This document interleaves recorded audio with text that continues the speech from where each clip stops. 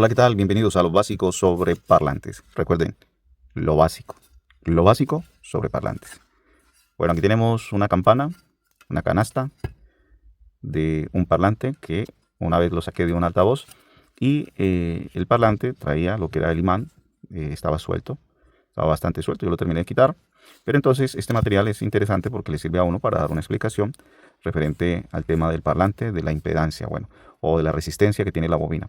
Cuando nosotros medimos con un multímetro lo que es un parlante, nos va a dar la resistencia de la bobina. Esta bobina tiene una resistencia, la cual se mide en ohmios. Pero ¿qué sucede cuando lo medimos con un medidor de impedancia? Si esta resistencia nos daba 8 ohmios con un medidor de un multímetro normal, un tester, entonces nos da 8 ohmios, un ejemplo.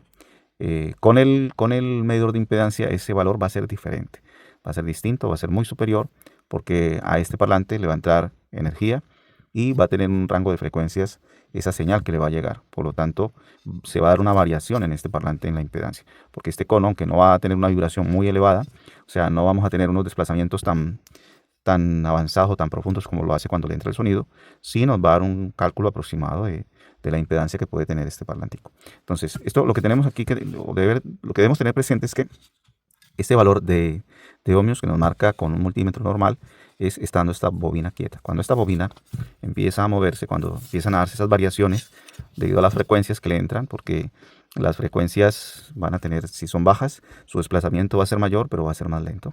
Si son frecuencias medias, va a ser un poquito más veloz, pero el recorrido va a ser inferior. Y ya si son frecuencias muy elevadas, va a ser a una velocidad impresionante, pero en un espacio mínimo. Entonces, un parlante, él va a recibir la señal y cuando él da bajos, él no va a dar el bajo y se queda ahí, no. El sonido, como tiene armónicos, entonces la música va a tener variaciones. Pum, pum, pum, tss, tss, tss. Entonces, todo eso se mezcla ahí y todo eso va a llegar a este parlante. Entonces, él va a generar, si no tiene un filtro de cruce o un divisor de frecuencias, él nos va a generar todas las frecuencias. O sea, él le van a llegar todas las frecuencias, pero dependiendo del parlante, así mismo va a ser la calidad. Porque si es un parlante que solamente está preparado para 80 Hz, puede que de pronto se llegue a filtrar algo, pero el sonido va a ser opaco. Puede que se den algunos movimientos, pero no nos va a dar la calidad de sonido que esperamos, ya que hay parlantes que generan todas las frecuencias. Entonces es muy importante tener presente esto, que en la medida que él se vaya moviendo, si el desplazamiento es bastante lento, por ejemplo, si él está haciendo esto es una frecuencia baja. Pum, pum, pum, pum. Pero en medio de esas frecuencias bajas se pueden dar frecuencias medias y él va a tener diferentes variaciones.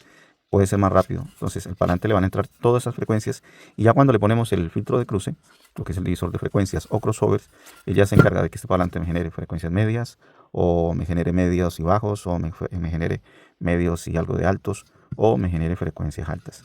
Entonces, yo espero que esto nos quede un poquito claro, porque a veces pensamos que la impedancia es únicamente la resistencia, y no. La impedancia es como una variación que se da ya cuando esto le llega el sonido. Eso lo tenemos ahí en un videito pasado.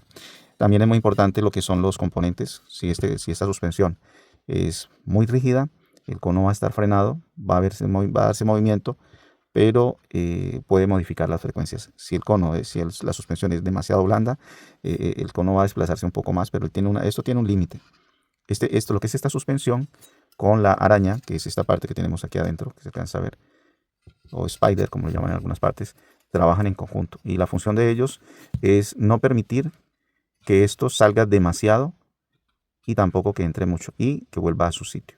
Él va a salir, si yo le doy aquí hacia adentro, lo suelto, él vuelve y sube. Y lo mismo, si suelto aquí, él vuelve a su mismo lugar. Entonces tienen esas funciones, que según las frecuencias que se vayan dando, él siempre va a llegar a un punto. Se va a permanecer los 8 ohmios ahí. Aquí puede bajar lo que es la impedancia o puede aumentar, porque a veces cuando el cono baja, esa impedancia aumenta, o al contrario, o sea, se dan unas variaciones y uno dice, esto es como de locos. Pero bueno, lo interesante es que ella vuelva a su sitio, que esta bobina vuelva a su sitio y que el parlante esté preparado para las frecuencias que nosotros necesitamos. Esta sería una explicación ahí sencillita para que ustedes la tengan en cuenta. También el parlante, lo que son las trencillas, como dicen aquí en España, que le dicen trencillas, en Colombia le decimos riendas, no sé cómo le digan en otras partes. Pero bueno, esto es lo que comunica el cable que sale del terminal del bafle a la bobina del parlante, a lo que es esta bobina.